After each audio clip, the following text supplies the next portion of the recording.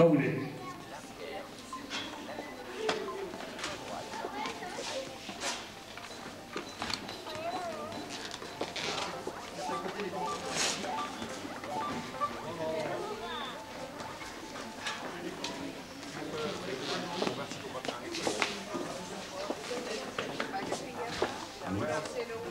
C'est bon? Bon, bonjour à tous et à toutes. Donc aujourd'hui, le Fight Club de Septem Moitié va vous faire une démonstration dans toutes les disciplines qu'il exerce. À savoir que toutes ces disciplines, déjà dans un minimum, c'est uniquement de la boxe pied-point. On pratiquait auparavant le full contact, la boxe américaine. Actuellement, on a développé ce qu'on appelle le K1 et le K1 Rules, qui est une discipline de pied-point. Sachant que le K1 Rules, tous les coups doivent se mettre au-dessus de la ceinture. Et le K1, qui ressemble très étroitement au kickboxing, est une boxe pied-point au-dessus et en dessous de la ceinture. Donc on va attaquer par une démo.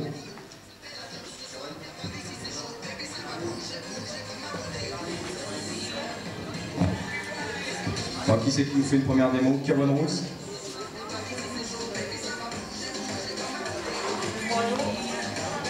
Ok, donc pour une petite démonstration de K1 Rules.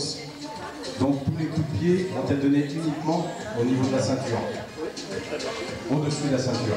Il faut savoir que le K1 Rules, en fait, c'est une discipline qui permet d'aborder le K1, c'est-à-dire qu'on commence par K1 Rules pour après pouvoir développer le K1.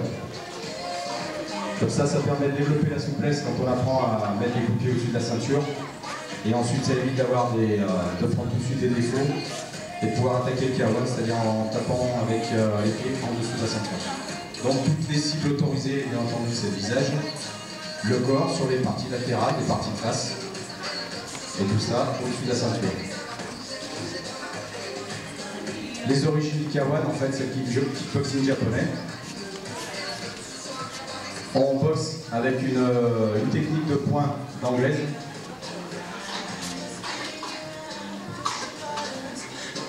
C'est un art martial, c'est pour ça que vous pouvez voir qu'on a des ceintures qui vont de la ceinture blanche jusqu'à la ceinture noire, ensuite avec différents degrés.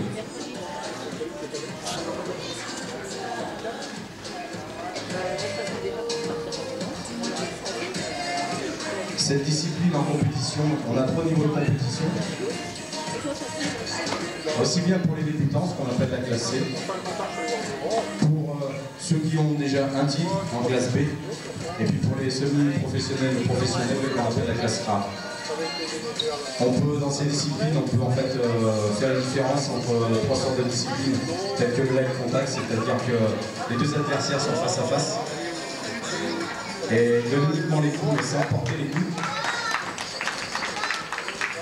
Une discipline, ce qu'on appelle en semi-contact, où les coups sont portés sans s'arrêter, les coups violents sont autorisés avec le KO. Alors là, on est en démonstration de K1 Rules et ce qu'on appelle nous le school fighting, parce que c'est pour approcher, donc pour les tout petits, pour pouvoir commencer à approcher cette discipline. Et là, le school fighting ressemble bien entendu au light contact, ce qu'on appelle le light contact aussi pour les adultes. C'est-à-dire que les deux adversaires sont l'un en face de l'autre, mais les coups ne doivent pas être portés. Comme ça évite les accidents. En plus, on les casque dans les compétitions, comme ça il n'y a vraiment aucun enjeu. Un gamin ou même un adulte qui est en light contact qui aurait accidentellement porté un coup est disqualifié immédiatement.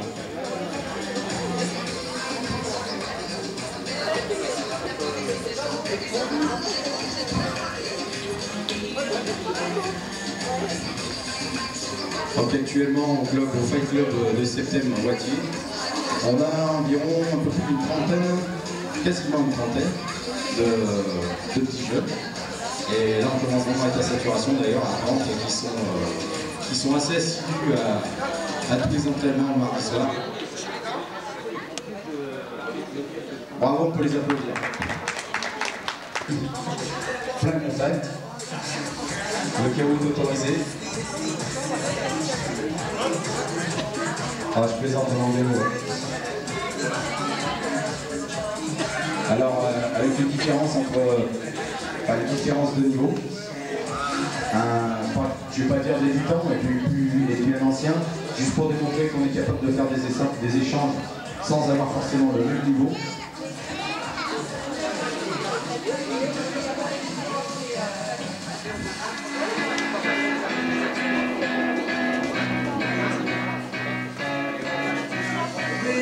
dans les techniques de pied, on peut trouver des techniques de pied retournées, ce qu'on appelle les back kicks, des techniques de pied de face, des pieds qui sont portés de face, des techniques de pied qui sont portés latéralement, et toutes les techniques de poing, bien entendu, qui sont quasiment identiques à la boxe anglaise. On pourrait confondre le K1 Rules avec le full contact et la boxe américaine. En fait, il y a une toute petite différence pour quelques techniques par rapport au balayage, parce qu'on a aussi au balayage. Et en K1 Rules, donc les balayages sont portés à l'extérieur uniquement. Le foot, vous allez le trouver à l'intérieur, le balayage. Ce qu'on retrouve en K1 Rules, quand on ne retrouve pas en full contact, par exemple, c'est le coup de poing retourné. On a droit aussi au coup de poing retourné, mais qu'à un certain niveau de compétition.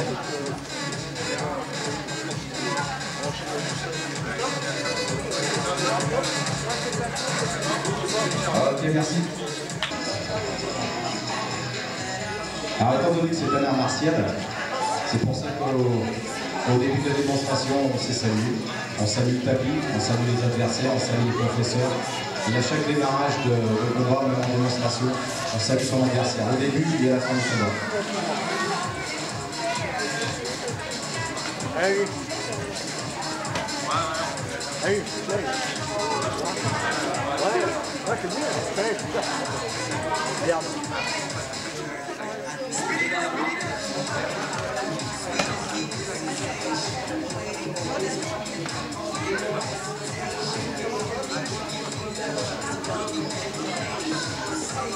Normalement, on pourra faire une petite démonstration de back fist. Voilà, ça c'est un coup de poing retourné. Il m'a dit que c'était interdit et lui il l'a fait.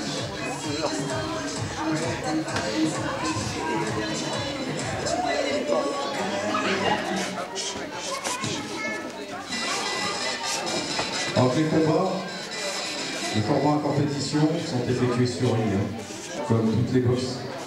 Obligatoirement entre 3 ou 4 cordes. Il y a tous les niveaux de compétition. Compétition régionale, comme on a l'occasion à cette moitié de faire. Au niveau national et international.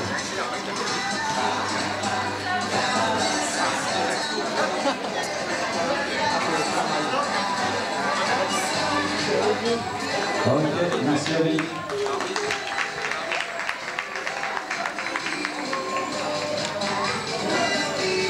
C'est simple, c'est les mêmes qu'à anglaise. Vous avez donc des directs.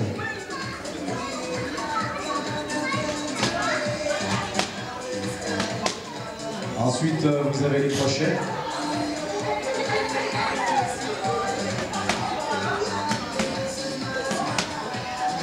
Vous avez les uppercuts.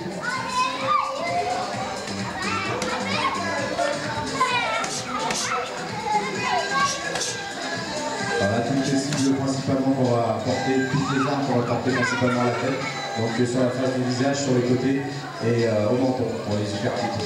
Ensuite, toujours au niveau des techniques de poing, on a ce que je disais tout à l'heure, le back fist, donc le coup de poing retourné, uniquement dans les autres disciplines que vous ne trouverez pas en anglaise ou dans les autres disciplines qui est poing. Voilà, qui est porté avec le dessus du poing. Ensuite, au niveau des jambes, les techniques qui sont les coups de pied de face, qu'on appelle les front kicks, pour toucher les cibles de face de l'adversaire. Ensuite, vous avez toujours des techniques de face, en fait, côté de côté, le side kick. Voilà, le pied d'un côté, mais on est toujours sur une partie, sur la face de l'adversaire.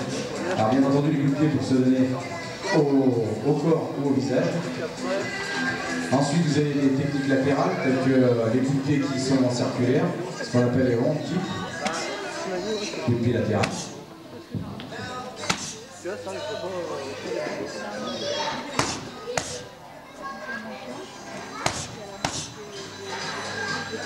Ensuite, ce que vous ne trouvez pas non plus dans les autres disciplines pied-point et qu'on a en Kawan, c'est en Kawan, donc c'est le coup de genou.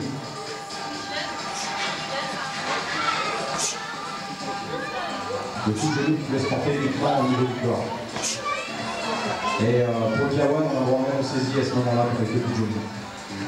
Ensuite, toujours dans le domaine des pieds, on a les coups de pied rotatifs, les coups de pied retournés, donc les back kicks qui sont donnés dans un plan latéral et qui arrivent sur la face de l'adversaire.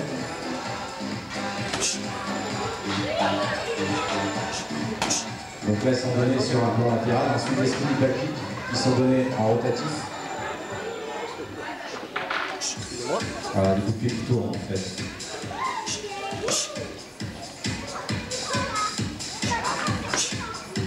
Et après, pour ceux qui sont un peu plus doués, on a le droit de tout faire, toutes ces disciplines-là, mais en sauter.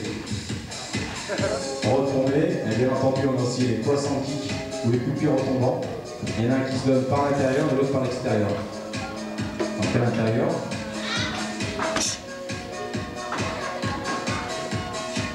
Et à l'extérieur, croissant kick. On vient chercher en fait le dessus du nez de l'adversaire pour éventuellement retomber sur la partie du pelvis et puis on descend jusqu'à l'extérieur. Ok, merci à vous pour les deux professeurs.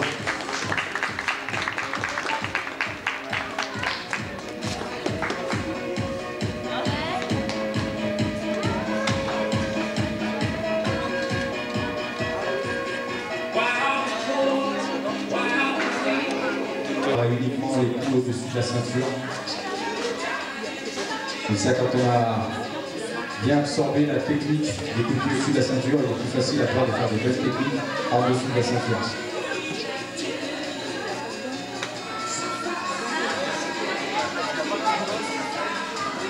Alors en compétition, pour les enfants, je vous rappelle, ils sont casqués avec le protège-dents, ils n'ont pas le droit de se toucher. Et bien entendu, les rondes, il y en a beaucoup moins qui les ajustent et le temps est divisé par deux.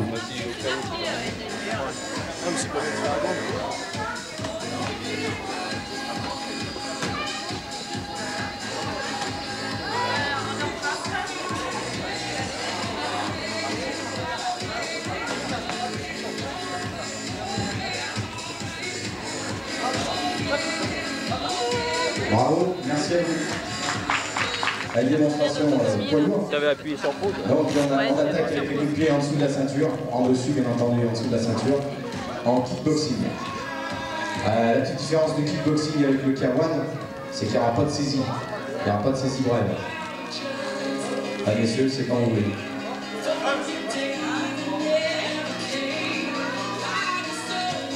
Le Fight Club de cette moitié est affilié à la Fédération française des sports contact, où justement on trouve différentes disciplines, donc telles que le kickboxing avec la démonstration que vous avez maintenant, du K1 Russe.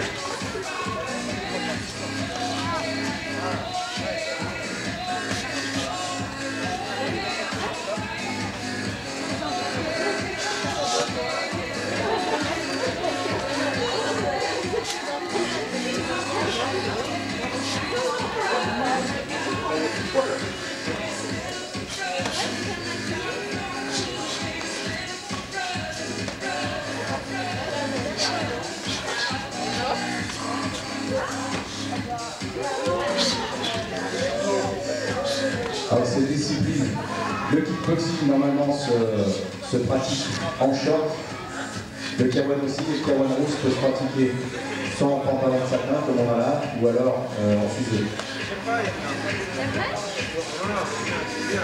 En compétition, que ce soit pour le kickboxing, le K1 ou le K1 Russe, les classes C, c'est-à-dire les débutants, et les classes B, bravo, merci à vous. Pratiquer avec un casque, il y a des professionnels qui ne pratiquent pas. On va jouer sans se faire mal. Apprendre le respect.